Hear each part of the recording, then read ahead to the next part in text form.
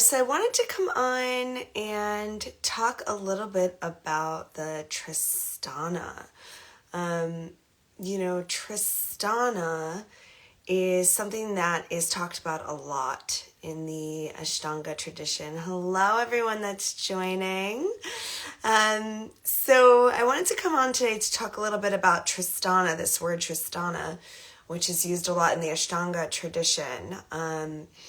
First, I wanted to just say a couple of things about the talk demo, and then explain demo, and then invite folks when you're teaching something. And I was using this for yoga, but you can use it in anything.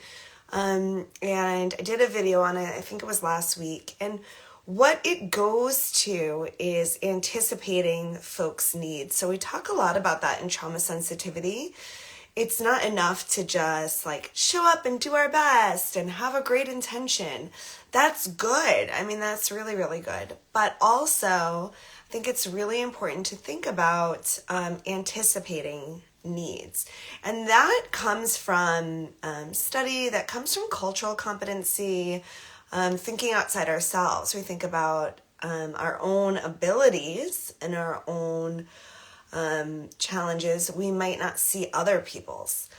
So stepping into someone else's shoes and thinking about how can I make this space more comfortable for them and safer for them. And that's a lot of what I talk about in my forthcoming book, is thinking about anticipating other people's needs and how that can make safer spaces.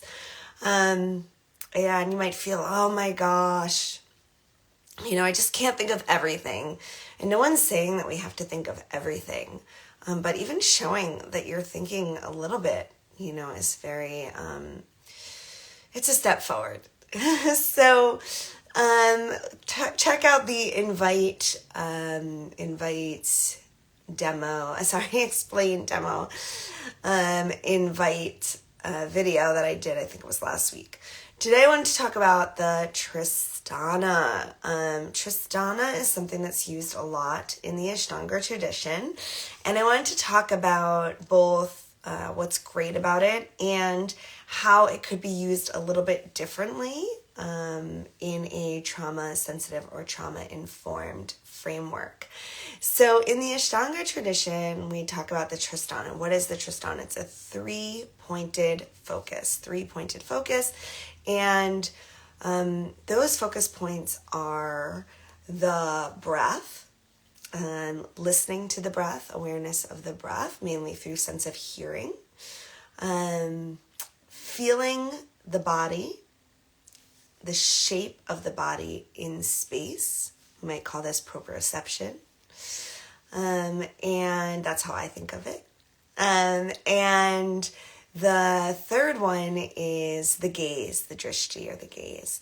So we have this three-pointed focus of listening to the breath, proprioception, feeling the body as a shape in space, and this gaze point. And in the Ashtanga tradition, they're used together. So you're supposed to be holding all three of these together at one time. And it's interesting whether we really do that or we kind of bounce back and forth. These 3 points of focus come together as this one experience of being in present time and space. And, that can be very therapeutic for trauma survivors to be in the present instead of living in the past or hypervigilantly looking for what might be challenging, danger that might be coming our way. But it also can be difficult to be in the present if the present is still scary or uncertain. And we want to invite folks to kind of move in and out of very present awareness and also what they need to do to disengage, tune out, so that we can come back in. So it's zoning out so that we can come back into presence.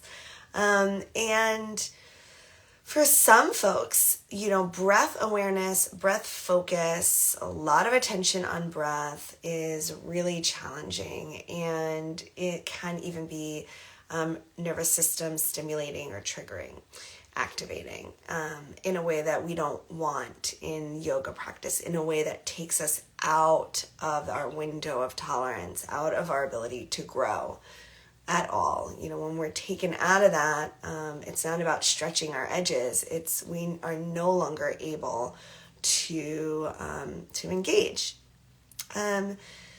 So what is lovely is that when you have a three-pointed focus, and what one could introduce for trauma survivors, which are in every shared space, is actually moving between focal points. So if focusing on breath is too intense, too triggering, why not just put more focus on the gaze point? Really focus on where your eyes are settling. Look at that one spot on the ground, the nose tip or your finger or your big toe, wherever you're looking in space. In therapeutic models, when people disassociate or have flashbacks, gaze point is something that we use. We ground into what is present. What are the colors you're seeing? What are the textures you're seeing? And so gaze point is a great option for folks if focusing on breath isn't great for them. So, instead of someone leaving class or getting overwhelmed, they have this opportunity to focus on gaze point instead of breath. Stay in the practice, stay in the Ashtanga practice or whatever practice, vinyasa practice, whatever practice you're in, and not have to leave because they've been given just this subtle shift in awareness, a new option. I think that's just really, really exciting. So I was just saying, you know what? Forget about breath right now. Focus on your gaze point or focus on your shape, right? We have these 3 points.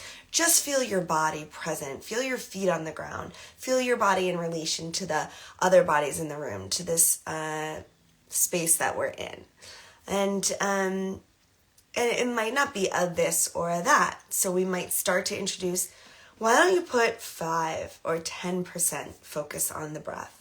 As you start to work that edge, put the rest of it on the body. Feel the feet on the ground. Feel, or put 80% into your body. Put 10% into your gaze, 10% into your breath. Working with percentages. And that can change the feeling of the posture, the feeling of the present experience from being too much to being something that we can handle. So I invite you to work with Tristana. If you already are, to work with it in this more subtle way of moving attention, of working with percentages of attention and giving people choice in practice to let's just stay with the body, or let's just stay with the gaze right now. Or let's do a, 30, 40, 30, 30, 40, or, let's mix up our percentages and see how that impacts the nervous system, our ability to stay in, to not get hypervigilant or tune out. So, thank you to those who joined. I'm going to post this so you can watch the replay if you didn't get to see it in real time. This is one of my, most favorite, deepest, heartfelt recommendations for practice. And I go into it deeply in 2 places, both in my book, The Essential Guide to Trauma Sensitive Yoga, which is coming out May 2nd. But you can pre-order it now. I also go into it on my on-demand the complete intro to Ashtanga Yoga on-demand course. We spent a lot of time talking about the Tristana, the 3-pointed focus, and working with it in a more subtle and different way. I also have a very unique way of teaching breathing, which I go into in both the book and in that course, which has been helpful for a lot of people that have found the traditional kind of Ujjayi way of learning Ujjayi triggering. And of course, I have a lot of upcoming in-person workshops coming up where I will be talking more in depth about the 3-pointed focus. But I think this lecture is a really good way to start. And I hope you enjoyed it. Okay, thanks. Bye. Have a great day, everyone.